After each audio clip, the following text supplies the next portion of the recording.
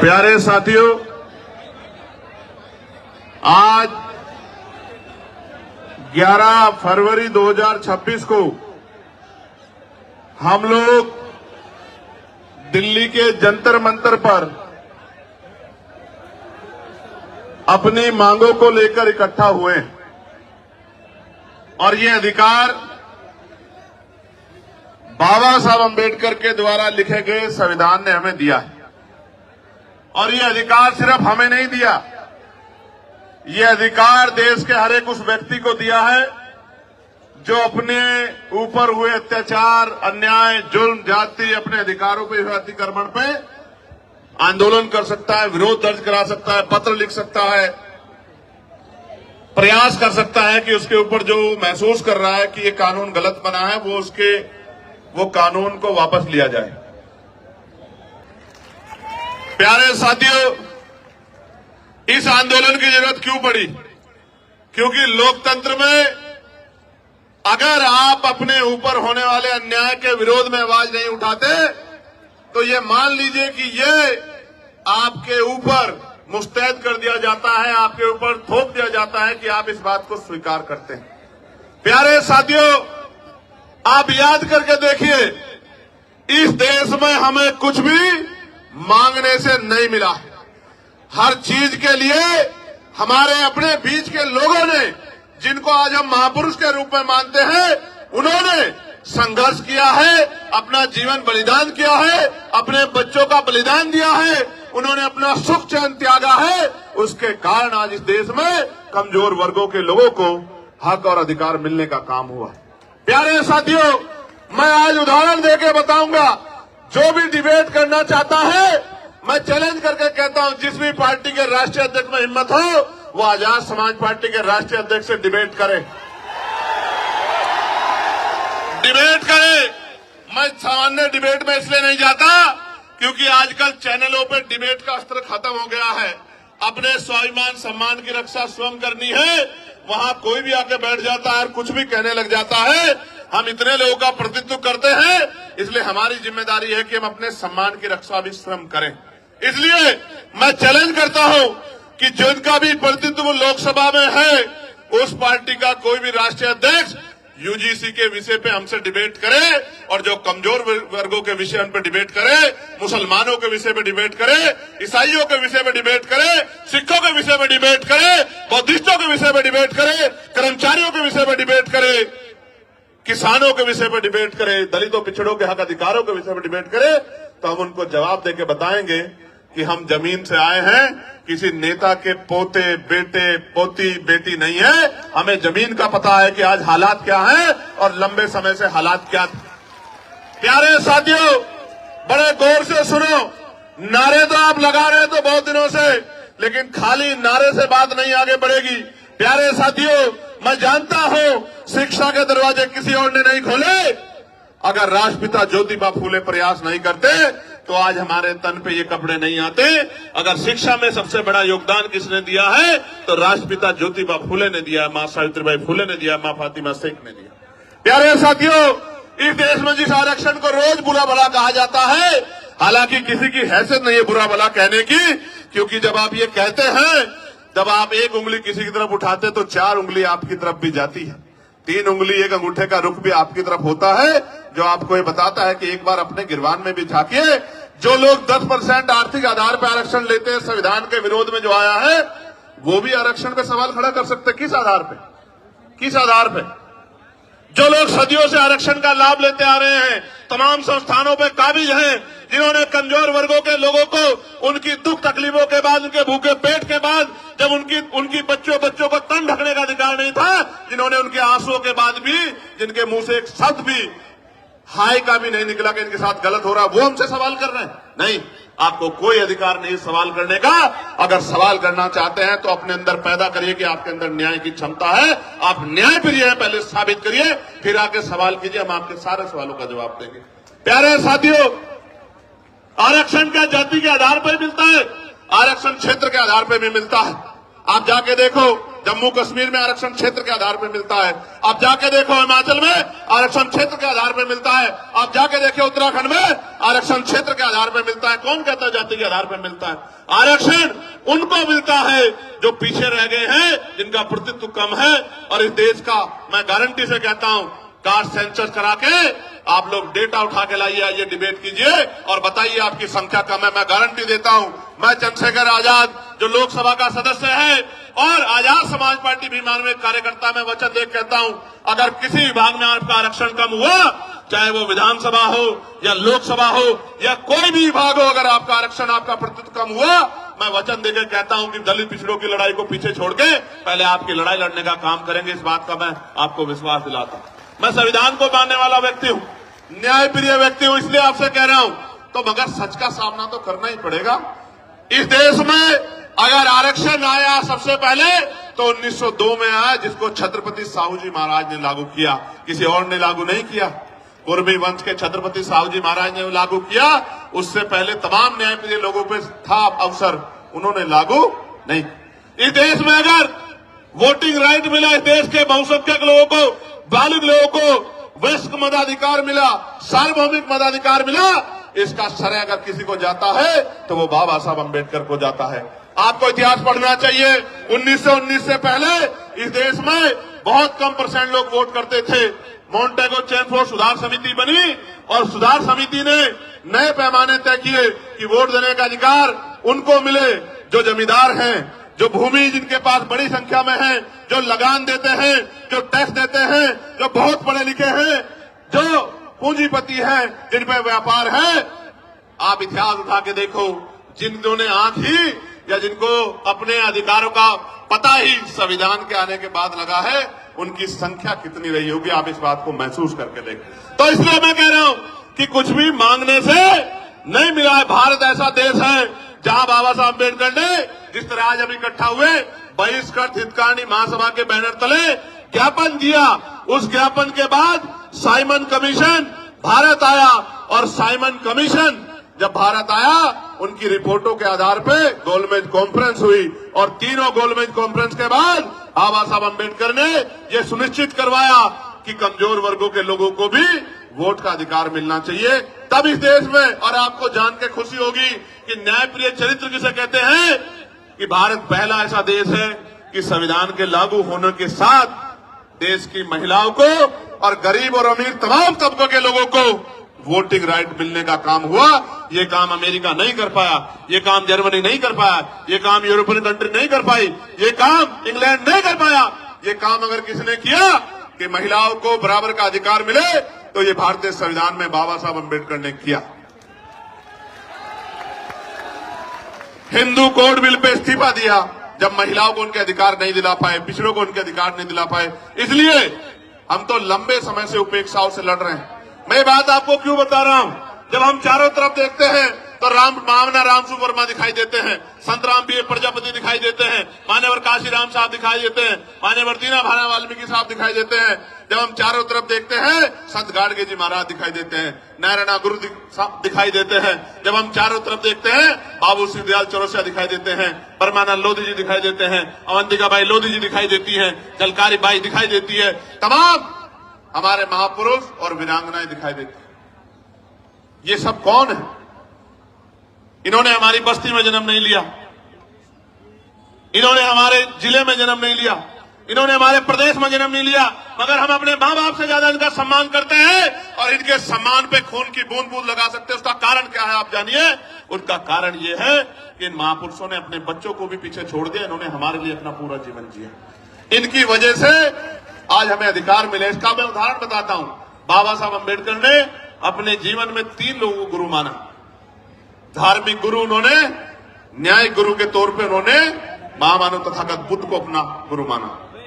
शिक्षा के क्षेत्र में उन्होंने राष्ट्रपिता ज्योतिबा फुले को अपना गुरु माना और अंधविश्वास पाखंडवाद को, यानी कि विज्ञानवाद के तर्क के आधार पर बात करने के लिए उन्होंने गुरु कबीर जी को अपना गुरु माना। आप समझो, बाबा साहब ने राष्ट्रपिता ज्योतिबा फुले को गुरु माना, उनके दिखाए रास्ते पे चले, साहू जी महाराज के रास्ते पे चले। इसी वजह से वो सामाजिक न्याय की बात को मजबूती से रख पाए। कहां थे लोग जब इस देश में स्तन टैक्स लिया जाता था?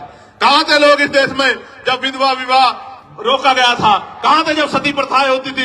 कौन खड़ा था इस बात को लड़ने के लिए? जब महिलाओं को जिंदा जला दिया जाता था, वही महापुरुष खड़े थे जो समझते थे कि हर व्यक्ति के जीवन का मूल्य क्या है।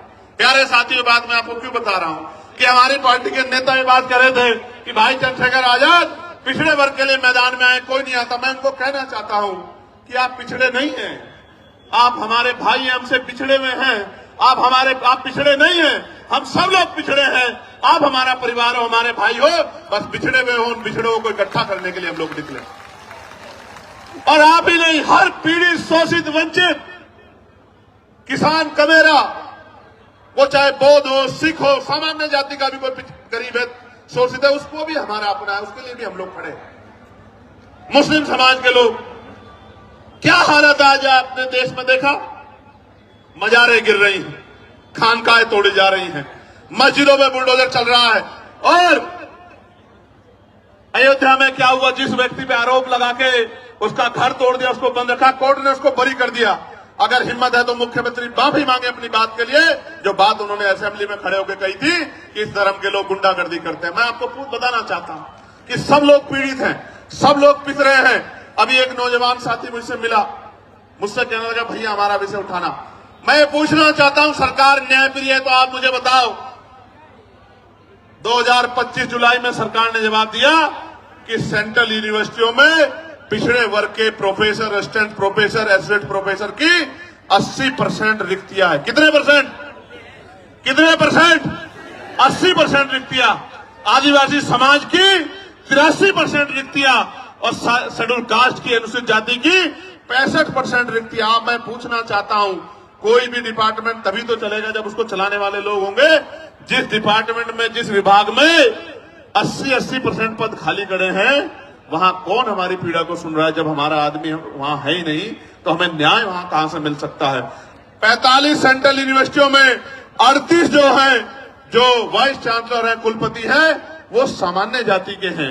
हमारा विरोध ये नहीं है कि सामान्य जाति के हैं, हमारा विरोध ये है कि 45 में से 38 कितने परसेंट बैठता है कि SC, ST, OBC के लोगों में काबिलियत नहीं है? किस आधार पर आप ये बात कहना चाहते हो? एक SC का, एक ST का, 5 OBC समाज के, जिनकी संख्या 52%, उनको 12% भी नहीं मिल रहा है। इसलिए आंदोलन करना पड़ता है, इसलिए यहां आना पड़ता है। हम तो जानते हैं, मैं आपको इस मंच से कह रहा हूं, फिर कह रहा हूं, याद करो फूले साहब को, याद करो साहू जी महाराज को, याद करो पेरियार को, याद करो रामसु वर्मा जी को, याद करो बाबू जगदेव प्रसाद कुशवाहा जी को, याद करो जगदम्बिका कपूरी ठाकुर जी को, याद करो परमानंद लोधी जी को, याद करो संतराम B.A. प्रजापति जी को, याद करो शिवराज चौरसिया जी को, याद करो। और मैं आपको भी कहता हूं, मुस्लिम समाज के मेरे भाइयों, कि अगर सर सैयद अहमद खान नहीं होते तो एक यूनिवर्सिटी भी आपके लिए नहीं बनती। आपको आइडिया नहीं है, कोई आपको पूछने वाला नहीं है। और अगर आपके लिए यूनिवर्सिटियां नहीं होती, आपको तालीम नहीं मिलती, तो आपको इस देश के सिस्टम में आने का मौका ही नहीं मिलता। जब आप डॉक्टर इंजीनियर, IAS, IPS, वकील जज नहीं बन पाते, तो आपको कलम में ताकत नहीं होती। आप कहां से किसी का भला कर पाते? आप तो अपना भला भी नहीं कर पाते। आपने देखा, उनके बाद 2 लोगों ने यूनिवर्सिटी बनाने का काम किया और दोनों के परिवारों का क्या हाल है? आजम भाई के परिवार का क्या हाल है आप देखो, और इकबाल भाई के परिवार का क्या हाल है सहारनपुर में, आपने देखा।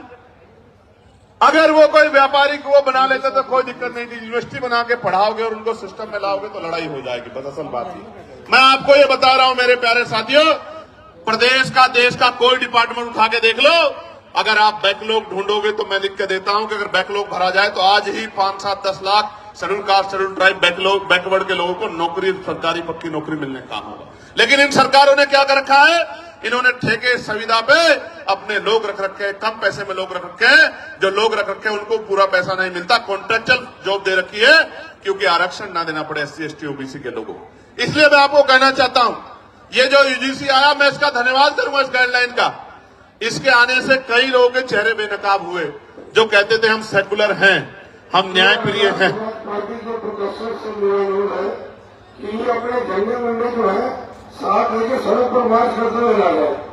ये जो सम्मानित व्यक्ति बोल रहे हैं, मैं इनसे आग्रह करूंगा, जो एडमिनिस्ट्रेशन के लोग यहाँ हैं, मैं उनसे आग्रह करूंगा कि हमारे जो सीनियर लोग हैं, एक बार उनसे बात कर लें, ये बीच में ना अपनी बात को रखे और ये भाषा शैली सुधारे। झंडे वंडे नहीं होते हैं, ये झंडा हमारा सम्मान है। और इस बार अगर ये भाषा शैली नहीं सुधारेंगे तो फिर ये आंदोलन आज ही नहीं, अब आगे कल के लिए भी कह दूंगा और लोगों को अपील कर दूंगा, फिर देख लेना संभाल नहीं पाओगे इस तरह करोगे। प्यारे साथियों, मैं आपको कुछ और कहना चाहता हूं, गौर से सुनो, इन बातों पर ध्यान मत दो। ये तो पुलिस के भाई हैं, एडमिनिस्ट्रेशन के भाई हैं, सरकार के हिसाब से काम करते हैं, हमें इनकी मदद लेनी है, हमारा इनका कोई झगड़ा नहीं। आप गौर से सुनो मेरी बात को। कई लोगों के चेहरे बेनकाब हुए, कई पार्टियों के चेहरे बेनकाब हुए, कई नेताओं के चेहरे बेनकाब हुए, कई सामाजिक संगठनों के चेहरे बेनकाब हुए, और सबसे ज्यादा बेनकाब अगर कोई नारा हुआ है तो वो नारा है जो नारा लग रहा था कि जात पात की करो विदाई, हिंदू हिंदू भाई भाई। वो नारा भी बेनकाब हो गया, वो नारा झूठा था। अगर वो नारा सच्चा होता तो मैं पूछना चाहता हूं कि जब मंडल कमीशन की बात आती है, जब SC/ST आयोग की बात आती है, SC/ST एक्ट की बात आती है, जब UGC की नई गाइडलाइन की बात आती है, तो आप आंदोलन क्यों करते हो हमारे खिलाफ? क्यों हमारे खिलाफ आंदोलन करते हो? क्यों आप हमारे खिलाफ आंदोलन करके सड़कें जाम करने का काम करते हो? क्यों आप आंदोलन करके, जो कहते थे कि प्रधानमंत्री हिंदू हृदय सम्राट है, उन्हीं प्रधानमंत्री को बताओ कहा गया नहीं कहा गया, कैसे कैसे शब्दों से नवाजा गया। तो जिस प्रधानमंत्री के राज में आपको EWS मिला, उन्हीं प्रधानमंत्री को जब एक आपको काल्पनिक ऐसा लगा कि भाई हमारे बच्चों के ऊपर जो है जांच बैठ सकती है, उनपे जो है उनपे मुकदमा दर्ज हो सकता है, सिर्फ काल्पनिक, कोई मामला सामने नहीं आया। हम पे तो उदाहरण है, मैं बताऊंगा पूरी बात में, हम पे उदाहरण है, कोई मामला सामने नहीं आया तो आप आंदोलन करने चले आए। क्योंकि जब भी मंडल कमीशन कहां से हिंदुओं के खिलाफ था, मुझे बताओ। अगर मेरे भाइयों को कुछ मिल रहा है और मैं विरोध कर रहा हूं तो मैं कहां से उनका भाई हुआ, आप मुझे बताओ। देखो, बहुत कुछ बेनकाब हुआ। बेनकाब ये हुआ है कि जाति सत्य है, जाति सत्य है, और जाति को ठुकराया नहीं जा सकता। जिसको हिंदू हृदय सम्राट कहते थे, उसी को जाति के आधार पर गाली देने का काम करते। इसका मतलब जब तक वो व्यक्ति आपका काम करेगा तब तक आप उसको पलकों बिठा के रखोगे, जैसे ही वो कोई और इनका रोल भी नहीं UGC में, तो आप उनको गाली देने लग जाओगे। ये है जाति का सत्य। मैं और बताता हूं, हाथ कंगन को आरसी क्या और पढ़े लिखे को फारसी क्या। कल ही एक मामला हुआ एक बैंक में, 2 बेटियां थी, वो एक बेटी कहती है कि मैं ठाकुर और दूसरी बेटी वो ब्राह्मण समाज की है। मैं तो तमाम महिलाओं का सम्मान करता हूं, लेकिन आप देखो कि उन्होंने क्यों नहीं कहा कि मैं हिंदू हूं, और दूसरी बेटी ने क्यों नहीं कहा मैं हिंदू हूं। एक ने कहा मैं ठाकुर, दूसरे ने कहा मैं ब्राह्मण हूं, और दोनों अपने अपने समाज से समर्थन मांग रही हैं, और दोनों के विरोध में एक दूसरे के समाज के लोग गाली बकने का काम कर रहे हैं। इसलिए मैं आपको बता रहा हूं कि वर्ग की बात ही नहीं है, ये बात जातियों तक जाती है जब आपके अधिकारों पे हमला होता है। और सबसे बड़ी बात देखो, जिनके बच्चों को जो बच्चे मर रहे हैं जिनके, क्योंकि 118% की वृद्धि हुई अपराध में, ये मैं नहीं कह रहा हूं, ये सरकार के आंकड़े कह रहे हैं, एजेंसियों के आंकड़े कह रहे हैं, 118% की वृद्धि हुई। और कानून की ये गाइडलाइन कैसे बनी? सुप्रीम कोर्ट ने ऑर्डर किया कि गाइडलाइन बनाओ UGC को। UGC ने गाइडलाइन बनाई, हमने नहीं बनाई। और उस गाइडलाइन में जैसे ही पिछड़े वर्ग के लोगों को जोड़ा, क्योंकि गाइडलाइन तो 2012 में बनी थी, 2012 में बनी थी, लेकिन जैसे ही पिछड़े वर्ग के लोगों को जोड़ा, तत्काल विरोध शुरू हो गया। मैं आपको बताना चाहता हूं कि इस नारे के पीछे अगर कुछ है तो वो पिछड़े वर्ग के लोगों का विरोध है। इस बात को मेरी आप याद रखना। ये सरकारें, इनकी सोच पिछड़ा वर्ग विरोधी है, और हम इस बात को इसलिए लड़ रहे हैं क्योंकि हम जानते हैं कि राष्ट्रपिता ज्योतिबा फुले हमारे लिए लड़ रहे थे, छत्रपति साहू जी महाराज हमारे लिए लड़ रहे थे, EV पेरियार रामानायकर स्वामी प्यारेलाल यादव हमारे लिए लड़ रहे थे, महामना राम सुवर्मा चौधरी महाराज सिंह भारती सर छोटूराम चौधरी चरण सिंह हमारे लिए लड़ रहे थे। इसलिए आज हम यहाँ सीना तान के खड़े हैं कि हम अपने भाइयों को अकेला नहीं महसूस होने देंगे, हम उनके साथ हैं।